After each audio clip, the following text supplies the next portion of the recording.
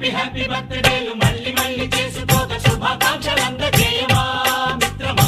ఆపలేని స్వేచ్ఛ ఉంది, అందినంత ఛాన్స్ ఉంది, అందుకోర పుత్ర రత్నమా నేస్తమా. జీవితానికే అర్థం ప్రేమని మరిచిపోదు మా యవ్వనమే. ప్రేమ అన్నదే సర్వం కాదని చాటుతుంది మా అనుభవమే.